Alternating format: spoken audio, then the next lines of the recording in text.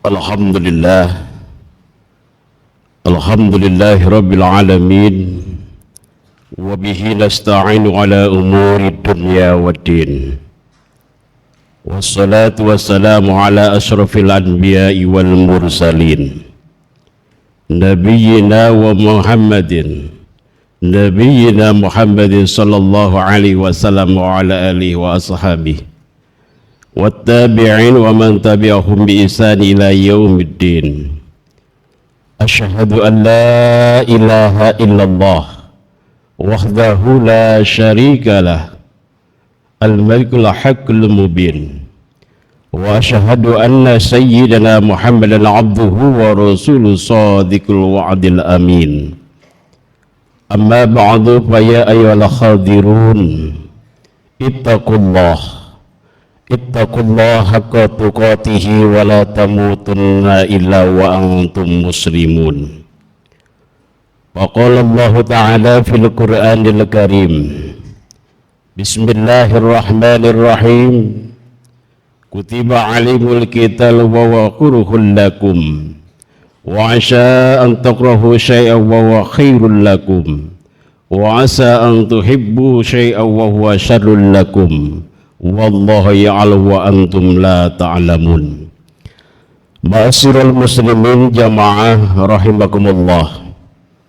Segala puji bagi Allah yang telah menganugerahkan nikmat kesehatan dan juga kedamaian serta kerukunan di tanah air Indonesia, sehingga kita bisa menjalankan seluruh aktivitas kita sehari-hari dengan tenang dan lancar, termasuk kehadiran kita di tempat suci ini untuk melaksanakan kewajiban ibadah salat Jum'ah akan sulit terrealisasi jika kita berada dalam kondisi stabilitas keamanan yang tidak baik, berada di tengah konflik dan peperangan. Oleh karena itu, marilah kita jadikan kondisivitas lingkungan, kondisivitas daerah dan negara kita yang selama ini dalam keadaan nyaman dan damai. Mari kita ungkapkan syukur kita biqouli alhamdulillahi rabbil alamin. Mudah-mudahan dengan komitmen bersama kita bisa mempertahankan ketenangan ini sehingga kita bisa terus melaksanakan misi utama kita di dunia, yakni beribadah kepada Allah Subhanahu wa ta'ala. Wa ma khalaqtul jinna wal insa illa liya'budun. Selanjutnya pada kesempatan mulia ini, khatib mengajak kepada seluruh jamaah untuk meningkatkan ketakwaan kepada Allah Subhanahu wa ta'ala. Selain sebagai kewajiban dan rukun di dalam khutbah Jum'ah yang tak boleh ditinggalkan, wasiat takwa dan ketakwaan itu sendiri menjadi modal penting dalam menganugerahi kehidupan kita di dunia ini. Karena dengan modal takwa kita akan mudah untuk masuk surga. Dengan modal takwa kita akan menjadi mulia, dan takwa adalah sebaik-baiknya bekal.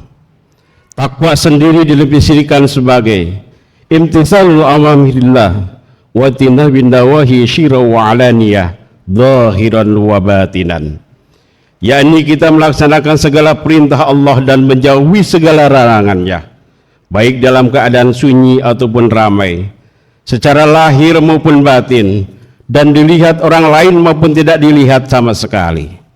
Ma'asyiral muslimin jamaah rahimakumullah, di antara perintah dan larangan Allah dalam kehidupan ini adalah senantiasa menjadi pribadi yang cinta pada perdamaian dan menjauhi perselisihan dan peperangan.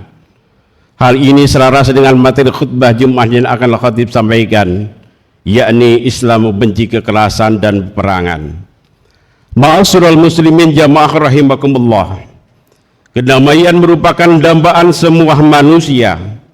Kita diperintahkan untuk menyebarkan kedamaian dalam kehidupan seperti dicontohkan Nabi kita dengan menebar salam apabila bertemu dengan orang lain, baik orang yang dikenal maupun tidak.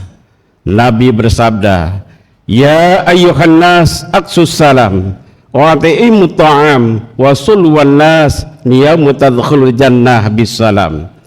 wahai manusia, tebarkanlah salam perdamaian, berilah makan orang lain, dan sholatlah di saat orang-orang sedang tidur, niscaya kalian akan masuk surga dengan damai.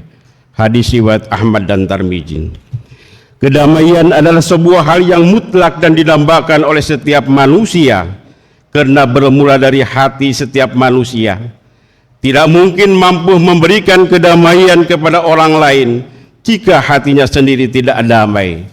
Rasulullah Shallallahu Alaihi Wasallam dihadirkan ke muka bumi ini adalah dalam rangka mewujudkan perdamaian dan keselamatan dengan menyingkirkan segala upaya kekerasan, termasuk di dalamnya adalah peperangan. Peperangan merupakan hal yang dibenci dalam agama Islam, seperti dalam Al-Quran surat Al-Baqarah. Bismillahirrahmanirrahim. Kutiba alaikumul qital wa huwa kurhun lakum wa asa an takrahu syai'an wa huwa khairul lakum wa asa an tuhibbu syai'an wa huwa syarrul lakum wallahu ya'lam wa antum la ta'lamun. Diwajibkan atasmu berperang, padahal itu kamu benci. Boleh jadi kamu membenci sesuatu padahal itu baik bagimu, dan boleh jadi kamu yang menyukai sesuatu padahal itu buruk bagimu. Allah mengetahui sedangkan kamu tidak mengetahui. Ma'asyiral muslimin jamaah rahimakumullah.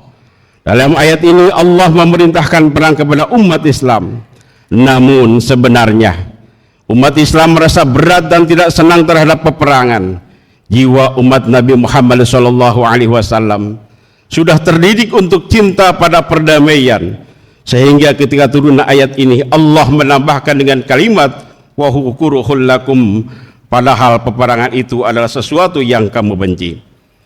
Ayat ini berbicara tentang perang, namun sebenarnya kandungan ini mengisyaratkan bahwa jiwa umat Islam dididik oleh Nabi untuk selalu enggan berperang. Seorang muslim pun tidak diwajibkan untuk mengislamkan seluruh dunia dengan perang. Perang dilakukan untuk membela agama, membela kepercayaan demi meraih kedamaian, sehingga jiwa menjadi peperangan antara kaum muslimin dengan orang lain. Kemudian ada perintah perdamaian, maka umat Islam harus menyambut ajaran perdamaian itu. Namun Syekh Muhammad Abduh, seorang ulama Mesir di akhir abad 19 pernah mengungkapkan bahwa al-Islam mahjubun bil muslimin, Islam tertutup oleh umat Islam. Ditutupi di sini bermakna rahmat dan kebaikannya, yang ditutupi oleh ulah umat Islam sendiri dengan sikap-sikap seperti radikal dan keras, dan melampaui batas kepada orang-orang yang tidak sejalan dengannya. Kekerasan akan menghalangi datangnya rahmat Allah Subhanahu wa Ta'ala kepada manusia. Islam sendiri tercoreng reputasinya oleh segelintir umatnya yang melakukan kekerasan atas nama Islam. Ada pandangan keliru di masyarakat dengan menggunakan dalil sepotong-sepotong untuk dijadikan landasan perbuatan keras yang bertentangan dengan kedamaian, seperti menafsirkan ayat sepotong-sepotong. Muhammadur Rasulullah walladzina ma'ahu asyiddahu 'alal kufar ruhama'u bainahum. Muhammad itu adalah utusan Allah, dan orang-orang yang bersama dengan dia adalah keras terhadap orang-orang kafir, tetapi berkasih sayang sama mereka. Ayat ini sering dijadikan dasar bagi sebagian kelompok untuk menghalalkan kekerasan dalam perilaku mereka, padahal mereka keras ini memiliki tingkatan, dan tidak semua kekerasan yang dilakukan seseorang harus dilawan dengan kekerasan pula. Ma'asyiral muslimin jamaah rahimakumullah, dalam konteks kekinian di zaman modern, kita tentu prihatin masih saja terjadi kekerasan dan peperangan di beberapa penjuru dunia. Peperangan telah mengakibatkan ribuan jiwa manusia yang meninggal. Bukan hanya pihak yang berperang saja, namun juga rakyat sipil, orang tua, sampai anak-anak menjadi korbannya. Tentu kita sangat prihatin. Selain prihatin, kondisi ini juga harus kita sikapi dengan bijaksana. Jangan sampai konflik peperangan yang terjadi bertambah buruk dengan ulah kita menjadi pemicu tersebarnya konflik peperangan ke penjuru dunia yang lain. Terlebih di era teknologi informasi saat ini, di mana provokasi sangat mudah dilakukan oleh seseorang sehingga bisa memperkeruh suasana. Sudah seharusnya kita menjadi agen-agen perdamaian yang senantiasa mengajak kepada perdamaian dengan narasi-narasi yang menyejukkan, khususnya di media sosial. Mari kita rukun dan perdamaian. Mari kita serukan perdamaian dunia. Kita doakan semoga peperangan yang terjadi segera usai dan penduduk dunia bisa kembali damai dan tenang. Peperangan yang berkepanjangan hanya akan membawa kesengsaraan. Kita doakan saudara-saudara kita yang di sana berada dalam bayangan peperangan terus diberikan keselamatan, kemerdekaan dan kenyamanan. Semoga kita ke depan dunia akan diwarnai dengan kesejukan dan kebersamaan untuk bersama-sama membangun perdamaian yang mulia.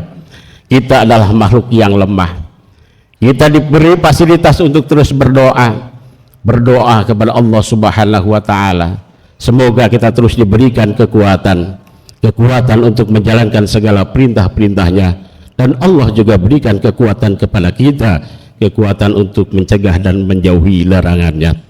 Barakallahu li wa lakum bil Qur'anil Karim wa nafa'ani wa iyyakum bima fihi minal ayati wa dzikril hakim. Wa taqabbala minni wa minkum tilawatahu innahu was-samiul alim.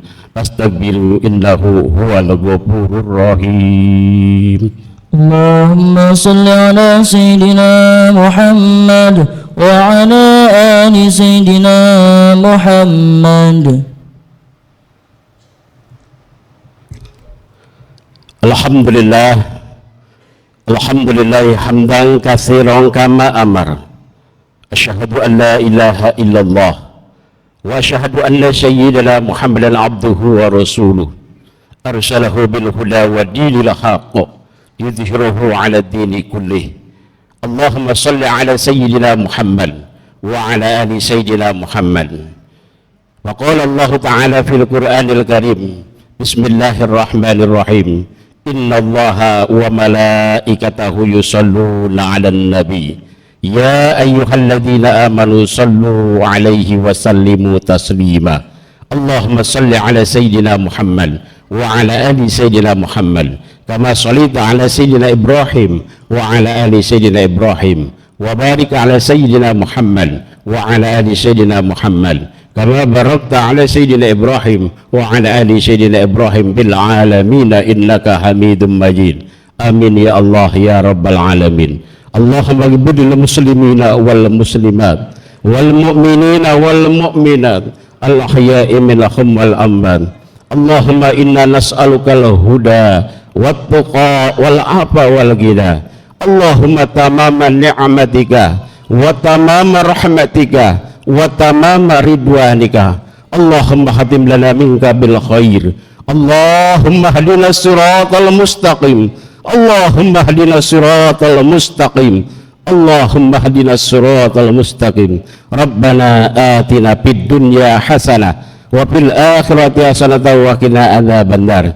Ibadallah, innallaha ya'muru bil 'adli wal ihsan wa ita'i dzil qurba wa yanha 'anil fahsya'i wal munkar wal baghi ya'idukum la'allakum tadhakkarun. Wa la dzikrullahi akbar. Qimis shalah.